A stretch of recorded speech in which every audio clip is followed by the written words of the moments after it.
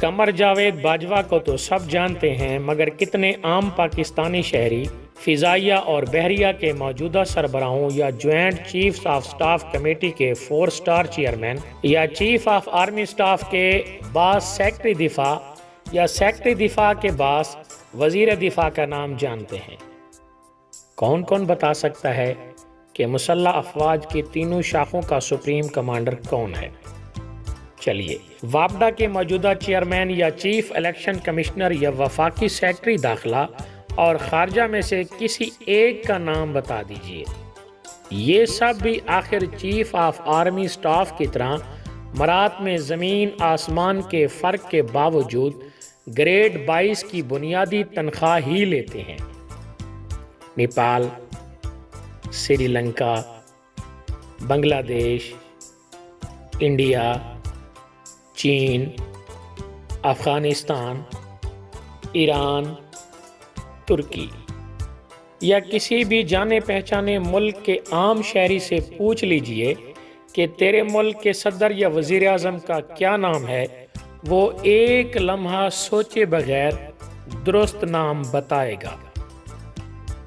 اب اسی سے پوچھئے کہ تمہارے سپہ سالار کا نام کیا ہے، 99% امکان ہے کہ الٹا وہ آپ سے پوچھ لے کہ بھیا کیا کہا، پھر وہ سر کھجائے، کم از کم 1 منٹ سوچے اور یا تو غلط نام بتائے یا معلوم نہیں کہہ کر آگے بڑھ جائے۔ اب یہی سوال کسی بھی دور دراز گوٹ یا پہاڑ پر رہنے والے پاکستانی شہری سے پوچھ لیں، 95% پاکستانی شرطیہ کہیں گے باجوہ۔ اس ایک سوال اور اس کے جواب سے کسی بھی ملک کے مقتدر ڈھانچے کی نوعیت اور با اختیاری اور بے اختیاری کا اندازہ لگایا جا سکتا ہے۔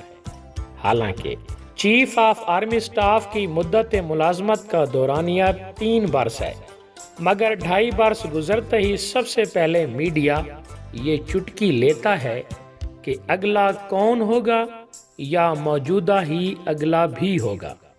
پھر اس معمے کو حل کرنے کی دوڑ میں سیاستدان بھی شامل ہو جاتے ہیں اور آخری 2 ماہ میں محلے کا ہر کنڈوٹا، ہر سرکاری کرمچاری، ہر ہیئر ڈریسر، ہر خانچہ فروش اس کا جواب ڈھونڈنے کی مہم میں شامل ہو جاتا ہے اور آخری 30 دن میں یہ سوال قومی بخار بن جاتا ہے۔ کون ہوگا؟ کون بنے گا؟ وہ یا وہ، یہی والا یا کوئی دوسرا؟ پھر 6 تصاویر نکال لی جاتی ہیں، شرطیں بندھنے لگتی ہیں، قیافہ شناسی کا کاروبار چمک اٹھتا ہے، ستاروں کی چال کو بحث میں گھسیٹ لیا جاتا ہے اور کلیجے پر تب تک 2.5 سالہ ٹھنڈک نہیں پڑتی جب تک نام کا اعلان نہیں ہو جاتا۔ آئین میں آپ ایک چھوڑ لاکھ بار لکھ دیں کہ اقتدار اللہ تعالیٰ کی امانت ہے جسے منتخب نمائندے عوام کے توسط سے استعمال کرنے کے مجاز ہیں، آپ یہ سمجھا کر اپنی زبان کو چھالہ زدہ کر ڈالیں کہ مسلح افواج کا حلف انہی سیاسی معاملات سے بالکل الگ تھلگ رہنے اور ایک منتخب حکومت کے آئینی و قانونی احکامات کے تابع رہنے کا پابند بناتا ہے۔ خود فوج 1000 بار قسم کھائے کہ اس کا سوائے ملکی سرحدوں کے دفاع اور اندرونی سلامتی کے تحفظ اور قدرتی آفات و حادثات و ہنگامی حالات میں سرکاری احکامات کی پاسداری کے کوئی اضافی کردار نہیں بنتا۔ آئی ایس پی آر اور آئی ایس آئی کے سربراہ ایک نہیں 100 پریس کانفرنسوں میں برملا کہہ دیں کہ فوجی قیادت اب سیاسی معاملات میں مکمل غیر جانبداری برتے گی، کیونکہ سیاسی گتھیاں سلجھانا یا کسی ایک کی فرمائش پوری کرنا ان کا کام نہیں، پر مجال ہے کہ کوئی بھی کسی کی بھی بات پر حق الیقین کی مہر لگانے کو تیار ہو۔ بس اتنی پیش رفت ہوئی ہے کہ 90 کی دہائی تک اگر کوئی تجویز دیتا تھا کہ فوج کو بھی ریاستی معاملات میں ایک مستقل آئینی کردار دیا جائے تو ہر طرف سے ہائے ہائے بھلا یہ کیا بات ہوئی کا غوغا بلند ہو جاتا تھا۔ آج 2022 میں یہاں سے وہاں تک ہر سیاستدان قائل ہے کہ فوج کے براہ راست یا بلاواسطہ سیاسی و تعزیراتی کردار کو محدود یا ختم کرنا کم از کم موجودہ پولیٹیکل کلاس کے بس کی بات نہیں۔ ان میں سے جو بھی سیاستدان برسر اقتدار آتا ہے وہ فوج اور حکومت ایک پیج پر ہیں کہ گردان شروع کر دیتا ہے۔ وہی سیاستدان حزب اختلاف کی بینچ پر کھڑا کر دیا جائے تو ترنت شور اٹھا دیتا ہے کہ فوج کے سیاسی کردار کو محدود کرنا کس قدر ضروری ہے، ووٹ کو عزت دو کس کو یاد آنا شروع ہو جاتا ہے۔ کبھی سوچا کہ جب IMF سے معاملات بگڑنے لگتے ہیں تو وزیر خزانہ کے ہوتے ہوئے فوج کے سربراہ کو کیوں اس معاملے میں ڈالا جاتا ہے؟ کسی دوست ملک کے ذہن میں شکوک و شبہات پیدا ہونے لگے تو وزیر خارجہ کے بجائے فوج کے سربراہ کو کیوں دلوں کو صاف کرنے کی ذمہ داری دی جاتی ہے؟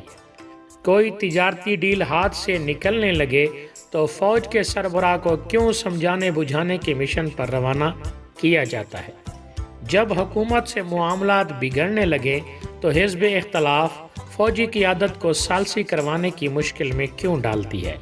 جب ایوان میں اکثریت ثابت کرنی ہو تو بندے پورے کرنے کے لیے حساس اہلکاروں سے فون کون کرواتا ہے؟ خود فون کیوں نہیں کرتا؟ مان لیا کہ فوج دفاعی، علاقائی اور خارجہ معاملات میں کسی منتخب حکومت کی نہیں چلنے دیتی، مگر صحت، تعلیم، روزگار اور وسائل کی تقسیم سے متعلق عوام دوست پالیسیاں بنانے اور ان پر عمل درآمد سے بھی کیا ISI روکتی ہے؟ وزیر اعظم یا قائد حزب اختلاف کو ایک میز پر آمنے سامنے بیٹھ کر آنکھ سے آنکھ ملا کر بات کرنے سے بھی کیا فوج ہی منع کرتی ہے؟ اگر آپ اتنے ہی ننھے معصوم ہیں تو سیاست میں کیوں ہیں؟ ووٹ لینے کے لیے آسمان سے تارے توڑنے کے خواب کیوں بیچتے ہیں؟ لنگڑی لولی حکومت تھامنے کے لیے بھی ایک دوسرے کی شیروانی آگے پیچھے سے کیوں کھینچتے ہیں؟ بعد از ضیاء آنے والے ہر وزیر اعظم نے برطرفی یا سبق دوشی کے بعد برملا کہا کہ ہمارے ہاتھ بندھے تھے۔ بوٹ آؤٹ ہونے کے بعد ہی کیوں لینن، چی گویرا، منڈیلا حقیقی آزادی اور عوامی انقلاب جیسے بھاری بھاری نام اور الفاظ پولے ہلکے منہ سے جھڑنے لگتے ہیں؟ ہاں، کسی بھی وزیر اعظم نے 75 برس میں اپنی مدت اقتدار مکمل نہیں کی۔ بعد از ضیاء آنے والے ہر وزیر اعظم نے برطرفی یا سبق دوشی کے بعد برملا کہا کہ ہمارے ہاتھ بندھے تھے۔ آخر کس نے ان کا ہاتھ پکڑا تھا کہ معزول یا چوپٹ ہونے سے پہلے یہ کہتے ہوئے اپنا بریف کیس اٹھا کر گھر لوٹ آتے کہ میں لعنت بھیجتا ہوں اس بے اختیار کرسی پر؟ یا ان میں سے کوئی ایک جس نے یہ کہہ کر اقتدار لینے سے معذرت کر لی ہو کہ میں گتے کی سیٹ پر فلمی حکومت ہرگز قبول نہیں کر سکتا کہ جس کا مکالمہ نویس اور ہدایت کار عوام یا پارٹی کے بجائے کوئی اور ہو؟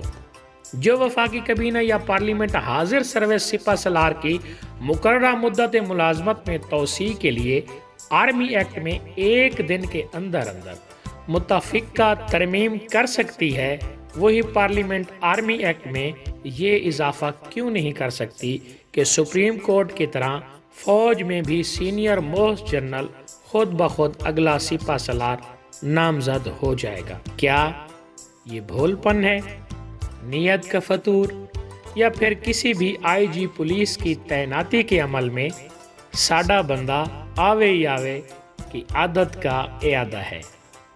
زلف اس کی ہے جو اسے چھو لے، بات اس کی ہے جو بنا لے جائے۔